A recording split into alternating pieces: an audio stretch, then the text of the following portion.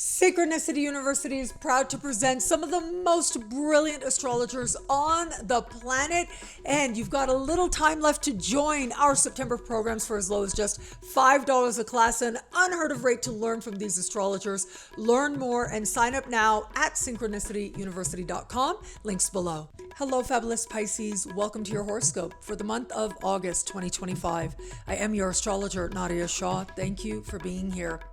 It's a huge astrological month, and one of the reasons is that we are going to get a taste, get a glimpse of the great sextile energy that is going to dominate that much more once we get to the middle of next year. That is when we get energies that are more precise, but it is now that we have a very close second. And it comes down to the fact that the big power players get activated thanks to Mars. Mars will step into a part of the sky for you that has to do with profound change, truth, transformation, regeneration, and wealth.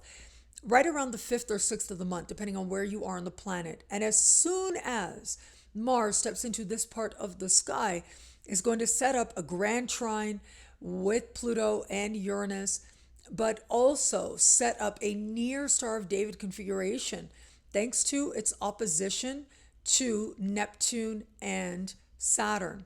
And so we have here this energy that's supremely harmonious, but it also has enough tension in it so that it counts for something. We do something with this energy. And for you, this time ends up being honest, transformative, deeply revealing, and deeply stirring as well. I think of this as connecting to a feeling of emotional meaning that might be especially important for the water signs in general out there, but for you in particular, and how it is that you end up connecting that to what you value and what it is that you identify as connected to whatever prosperity is going to mean for you. This ends up being an incredibly important time. It gives you some powerful glimpses into energies that you are going to be working with that much more fully next year. But like I said, this is a very close second. It will be in the middle of the month that Uranus will be exact harmonious connection with Saturn. At the end of the month, exact harmonious connection with Neptune, your ruling planet.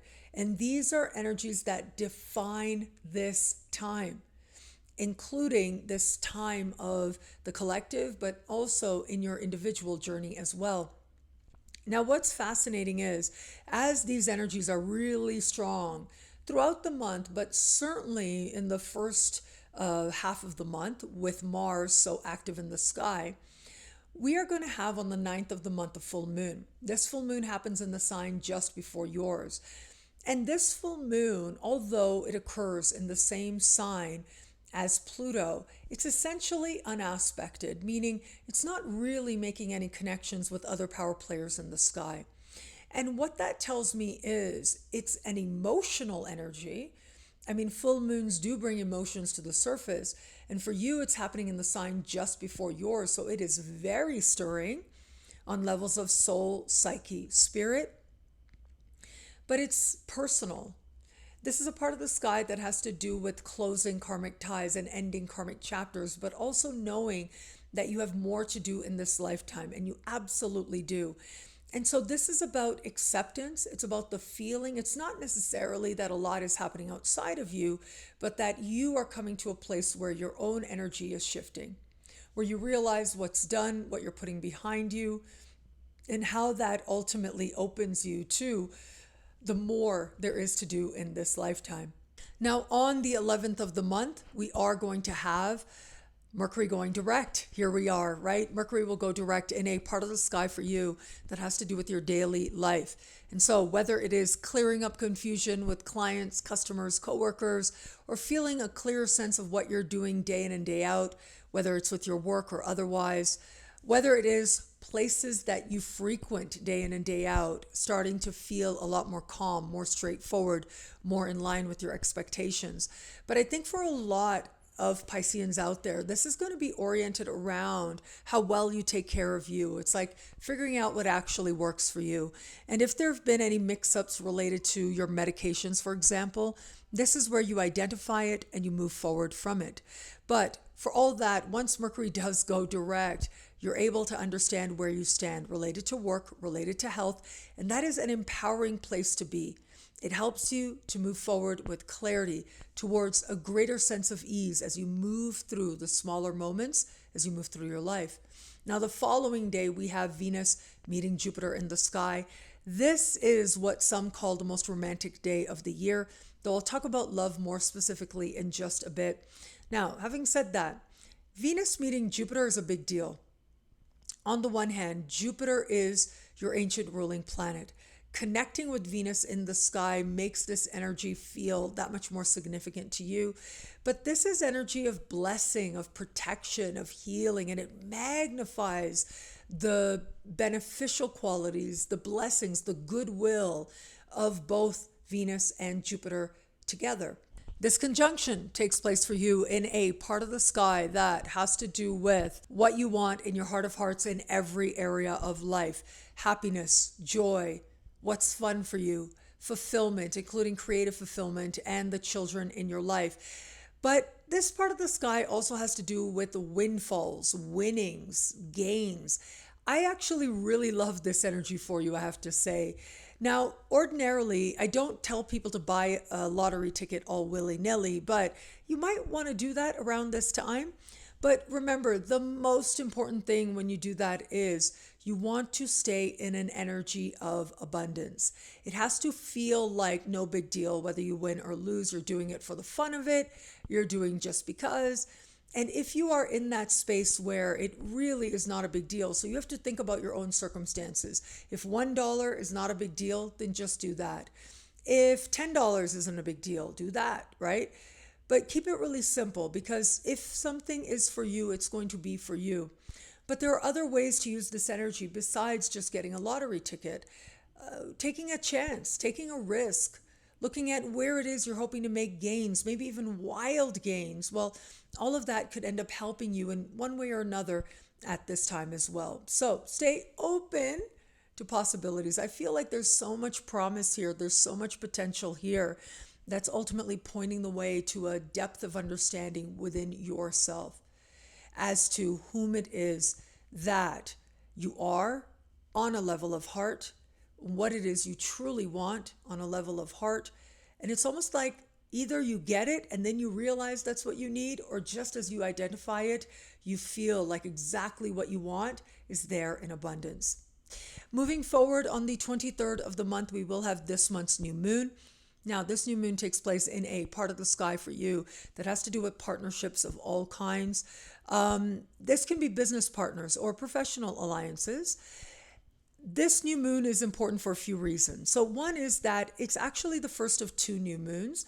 Normally you get one new moon per sign per year, or per area of life per year, but this time is different. We're going to have a new moon this month happening in your opposite sign, and it happens at 0 degrees, which is a very karmic part of the sky. New moons bring new beginnings, and so it's like it's a new beginning, but you don't really know what it means just yet or what you're going to do with it. It is going to be next month that we are going to have a new moon solar eclipse, which is that much more powerful. And it is happening at 29 degrees, the very end of your opposite sign. And so along with the beginning will come a lot of intensity and very likely some sense of closure as well. And so I'll talk to you about it every step of the way. But having said that, for this new moon, I have to say there's a lot of wild card energy here. On the one hand, Uranus is square this new moon. That in and of itself means whatever comes up out of nowhere. But this new moon is also part of a yod formation. Now, a yod formation is when two planets that are speaking in harmony, sextile, are both separately quincunxing a third placement. That third placement is the new moon. And as part of this yod, on one side we get Neptune and Saturn, on the other we get Pluto. So you can see here, along with Uranus, all the really big players are involved with this new moon energy, making it that much more a consequential time. Now, the thing with yods is they are considered very spiritual, full of potential, but the need to unlock that potential comes up unexpectedly, seemingly out of nowhere. But the chance for resolution in your response can happen very quickly as well. And in the process, you see new things about whatever area of life is being highlighted, wherever it is that that yod is pointing to. And that new moon in your opposite sign means you are seeing someone else differently. A business partner, professional alliance. Could be someone brand spanking new coming in, or it could be an established alliance, but there is going to be a new perspective. And again, there is this unexpected surprise factor, but whatever comes up, you're able to bring resolution to it very quickly as well. Again, it's a beginning, but what is it going to mean? What exactly is starting? It might not be clear just yet, and that really is okay. It's about what you are realizing about yourself in the context of interacting with a key other person now.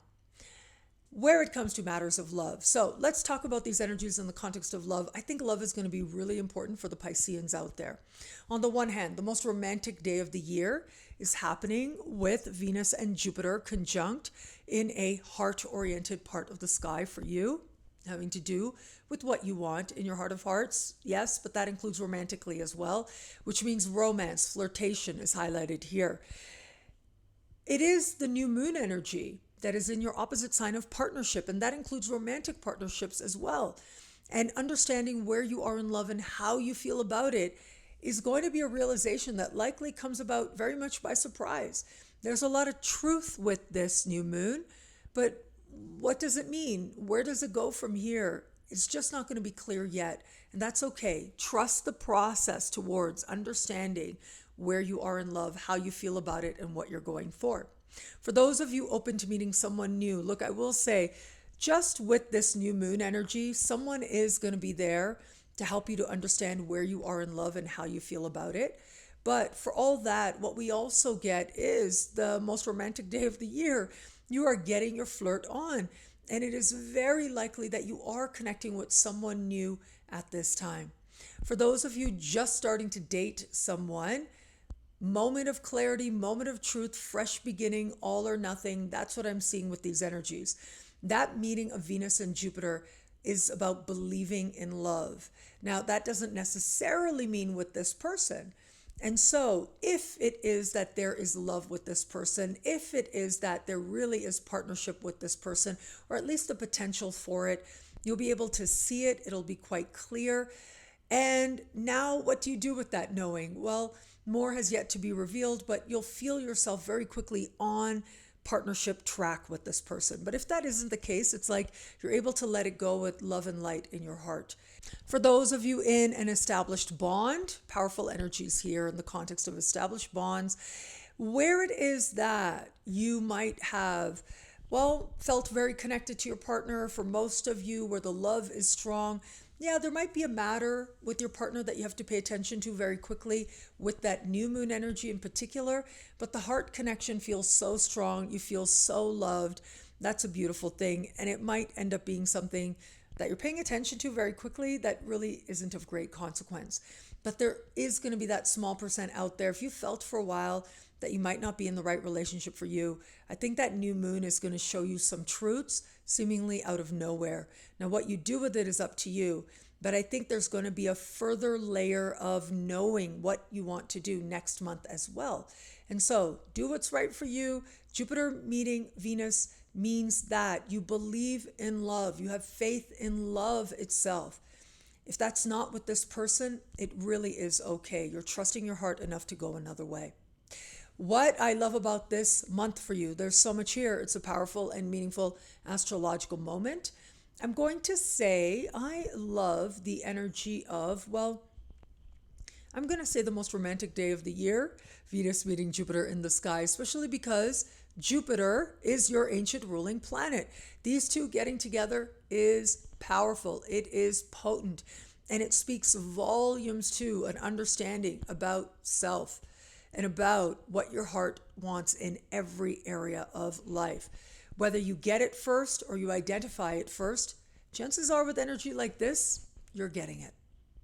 Well, thank you so much for watching. You can get a video like this each and every week for each and every sign for as low as just $3 a month with Choose Your Membership rate. Higher tiers get you things like all access passes to Synchronicity, university events, consultations with me, and so much more. All of this in the Superstar space at NadiyaShahSuperstars.com. Links are in the description below. And thank you again for watching. It'll be a great month. Enjoy.